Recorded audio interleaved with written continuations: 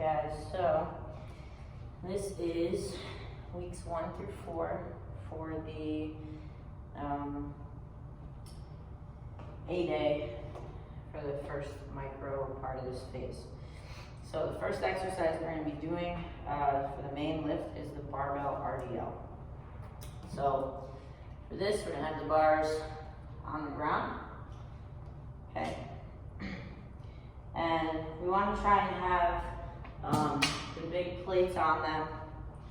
Okay, so they've got space right here to get this bar up. So for the RDL, it's different from the conventional because you're working more on the eccentric part of the movement and lengthening the glutes. So what we want to do to begin is get the weight up, and it's easiest to get the weight up with the bigger plates. If you can't, it's okay. I would give the smaller plates to somebody that has a more advanced hinge pattern. So just keep that in mind when you have people in your class. If you have somebody new, you're not even going to give them the bar, you're going to give them a kettlebell. But if you have somebody that might not be new to utilizing the bar, but is maybe hasn't done strength training in a while, or just hasn't used the bar in a while,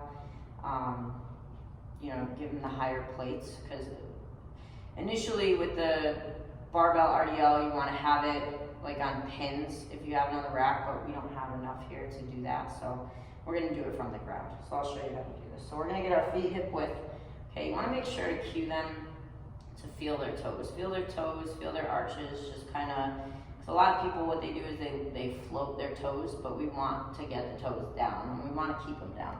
So they're naturally hip width, they're nice and straight here. Bar is cutting right through the laces, okay? We're going to hinge back. Back is nice and long here. I'm already feeling my hamstrings. If they don't have as deep of a hinge pattern, they can bend their knees a bit, okay? You've got a good solid grip right on that bar. From here, we're gonna deadlift it up first before we go for our reps. So for week 1 that you guys are covering, we're gonna be doing just 8 reps for this exercise.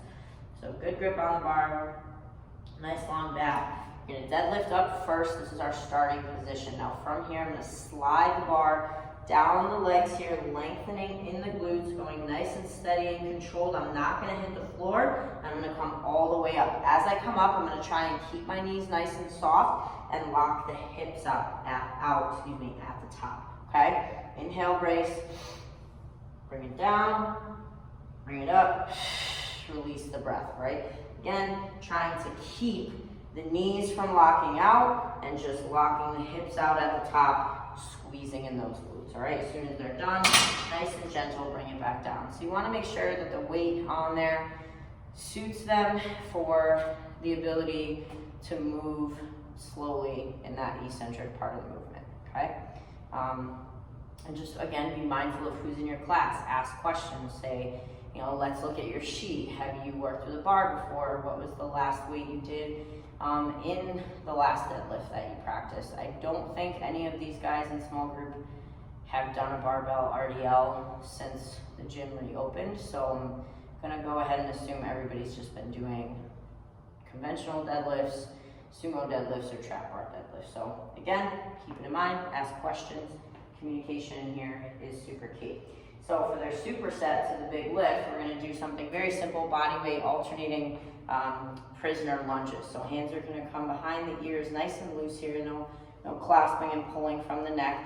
We're gonna take a step back with one leg into that lunge, bringing the knee as low as they can. You know, that's gonna make it harder going low. Easier would be going shallow. And as they come up, they're gonna exhale and drive the knee. Then they're gonna put that foot down, reset, opposite leg steps back, exhale, drive the knee. And they're gonna continue that in this position for their rep range.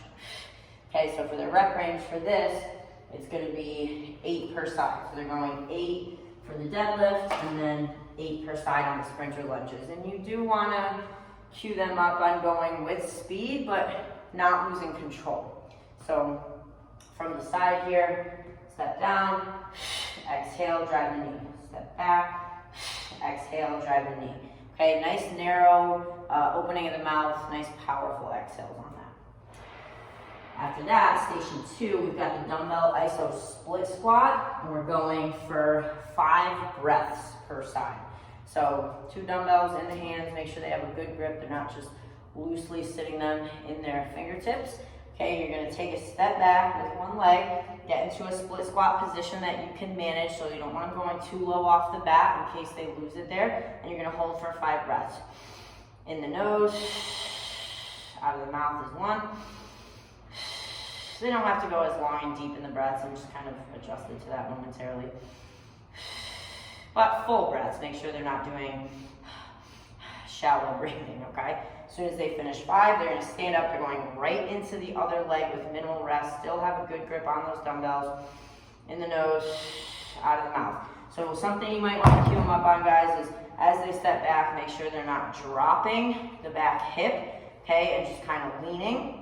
We want to try and keep our hips in one long line, so think about the waistband. A good cue is your waistband is in one nice long line. You know, you can't spend too much time as you're in this position with the dumbbells in hand thinking about that, so something good that they can do is just step back and feel where their hips sit real quick in their natural reverse lunge so that they can just bring awareness to that. Okay, so 5 breaths per side going consecutive into the next side, one after the other, okay? And then they'll take a little bit of rest.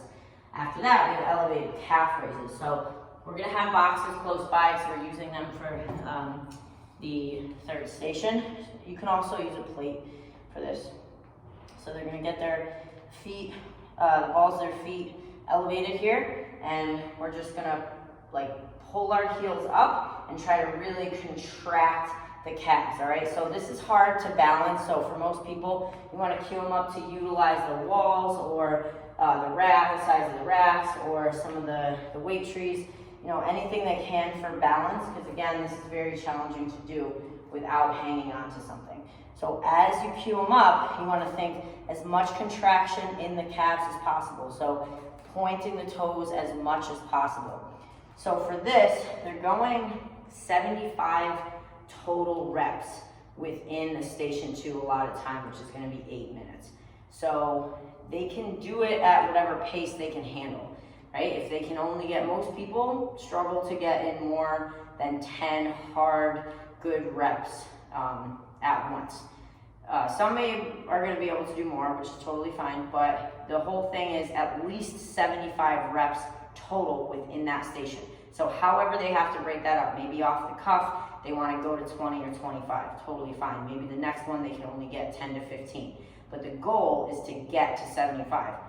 Also though, let them know if they can't make it to 75 before the 8 minutes is up, that it's okay, and that they want to write it down, make a note of it, note how they felt. This is really important because we want to see their progression, right? So make sure you encourage them, hey, if you didn't get to 75, you know, make a note of that and make it a goal for next week. Or, oh, if you flew through them and got to 75 by set 2, you know, let's try and go for 100 and make a note of that so you can make it difficult, you know, progressively more difficult as the weeks go on. So they're going to do 75 total in the 8 minutes, however they need to break that up, all right? And that can be a really fun challenge for people. Station 3, we've got the dumbbell alternating step up. So we're going to grab the box. Okay, you're going to grab 2 dumbbells. Again, good grip on the bells. Okay, we're going to come close to the box and we're going to be alternating feet as we step on. So shoulders are down and back. We've got a good impact in here. Ribs are down. We want to make sure, a lot of times people will hold these dumbbells, they'll automatically start to flare the ribs and hyperextend the back. Make sure that's not happening. Okay, from here I have a slight lean forward as I step. The full heel comes onto the box. Make sure they're not stepping halfway through the foot. Okay, I'm going to step up on my left. Now I'm going to come down with my left. Then up on my right, down with my right. And a couple things you want to really make sure is, not only are they getting the full heel on the box, I've got a slight lean forward. I'm pressing off the ball of my foot to get up onto this box. Then when I come down, I'm controlling the landing and I'm not just slamming my feet. Okay, so we want to make sure it's toe, ball, heel of the foot, as quiet, as controlled as possible as you move through this, all right? Inhale.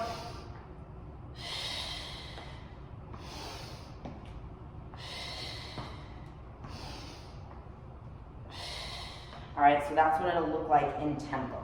So for this one, you're going 6 per side. So that's not a lot of reps for a box step up. So you want to encourage them to go decently heavy, right? So somebody that might normally go for a set of 15-pound dumbbells, but you saw them do their RDL and they're putting up good weight, encourage them like, hey, it's only 6 reps per side. You're counting 12 per step. So let's try to go like 25, just something that's going to challenge them, all right, since it's a low rep range. After that, we have a single leg elevated hip up. So you're going to use this, they're going to use the same box, okay? We're going to come down to the floor. You're going to get one leg up on the box. Other leg is coming into the same bent position, but it's not resting on the box, all right? Arms down by your side, ribs down, shoulders protracted. You feel that chest cavity shifting down towards the spine. From here, I'm going to lift my hips up, driving that knee with me. Inhale at the bottom. Exhale, trying to pull my ribs down even further as I thrust my hips up, right? All the while, I'm keeping that one leg off of the box. Now, that's very challenging. If someone isn't quite there yet, they can do the same thing with both feet on the box, so it's more of an elevated glute bridge, all right? So for this one, they're going 10 per side body weight, and if they're doing bilateral, both legs down, they're gonna go to 20, just 20 consecutive, obviously, because they're not switching legs, all right? And then after they're done with this circuit, I want you to encourage them, because you'll see people will get right into cleaning. They're like, off the cuff, I'm gonna go, I gotta clean.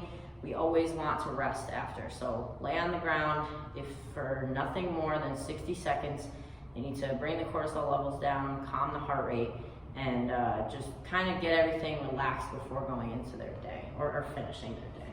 All right? If you have any questions, let me know.